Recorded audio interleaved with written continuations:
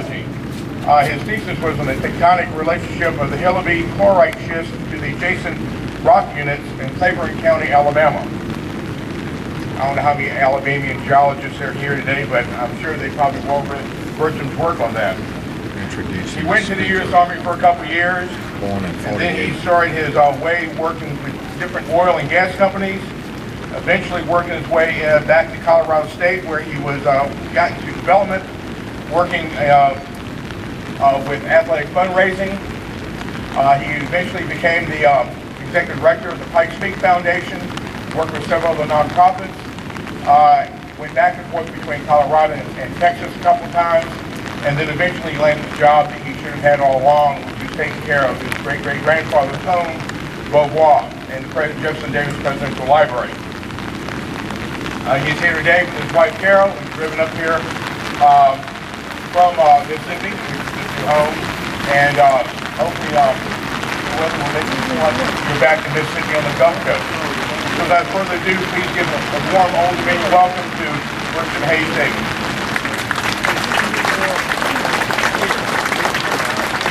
Thank you, Jim. It's a humbling experience to stand here today to represent the Davis family at this birthday celebration at Hollywood Cemetery at the Davis Circle. Many years ago, I had my first opportunity to travel to Richmond, and from Colorado, of course, it was a long distance. And as Carol and I first walked on these hallowed grounds and then looked at all these graves on this wonderful circle, we couldn't help but remember all of the Davis family that is represented here before you today. I wanted to share this family relationship with you today, even though that it is Jefferson Davis's birthday celebration. Jefferson Davis's first responsibility was to his family. As you all most know, his first wife was Sarah Knox Taylor, and we're really privileged today. Beside me and behind me is Helen Marie Taylor, a cousin who is a descendant of the Taylor family. And we represent the Taylor family here today with her presence. Would you stand up, Helen Marie?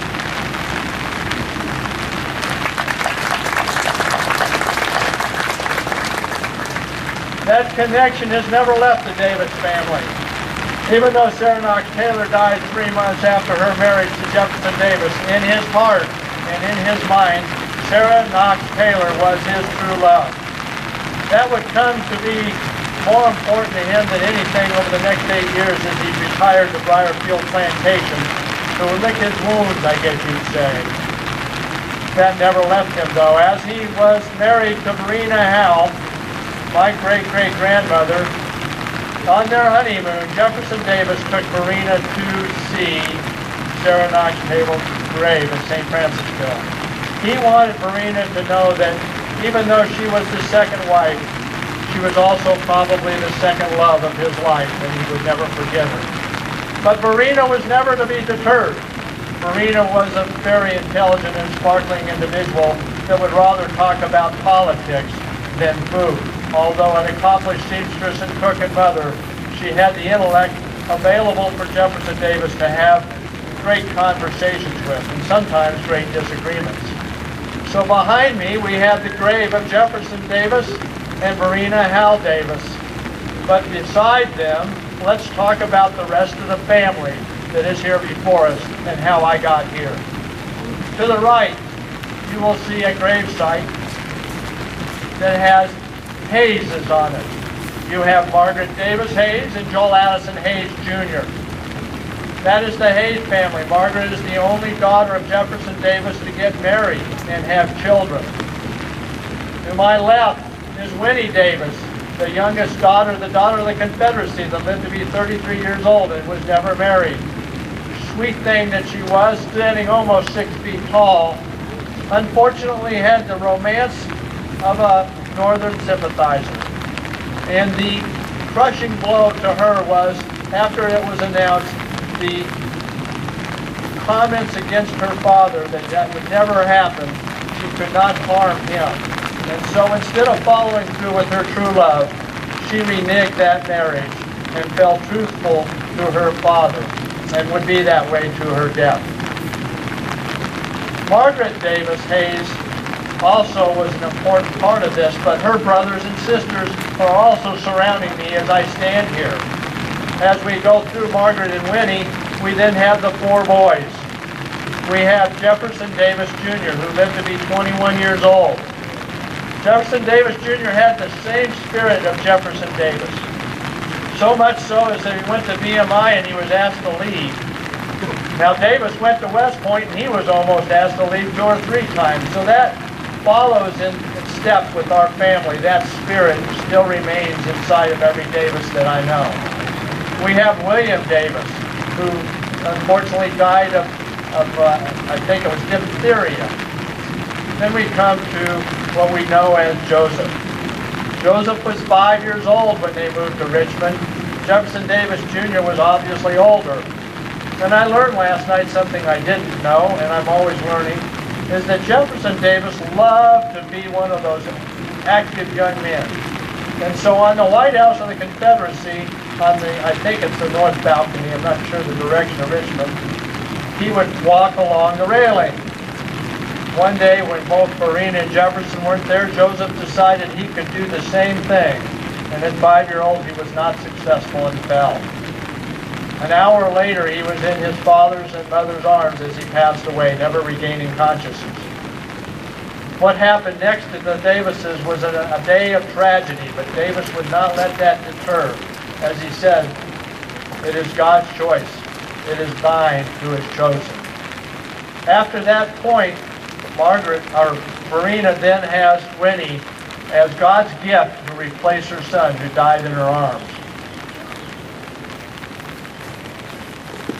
How fortunate is Jefferson Davis to be President of the Confederate States of America, and yet how tragic is his life in that all 4 sons that he bore would be dead, and the oldest at 21. Can you imagine the tragedies that he went through in his life as he was doing all the other things that we know that he was great for? As a military leader, as a politician, as a Secretary of War, and yet he continued to see gravestone after gravestone after gravestone arrive along his life. Jefferson Davis's wife, or daughter, Margaret, had 5 kids. Those kids were all Hayeses. As they grew up, Davis was in Mississippi and she would come visit often.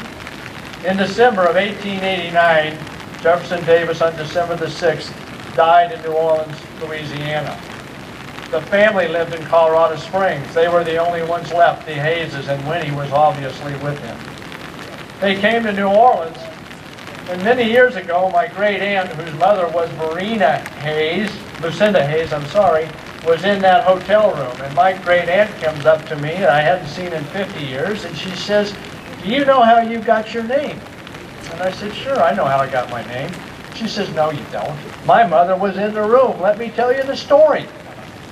So indeed, she told me the story about that hotel room, and in that hotel room are Verena and Winnie Davis and all the Hayeses. There's Verena Hayes, Lucinda Hayes, William Hayes, and Jefferson Hayes, along with Margaret Davis Hayes and Joel Addison Hayes. And Verena points out the window to where Jefferson Davis is lying in state and said, "There lies the last Davis.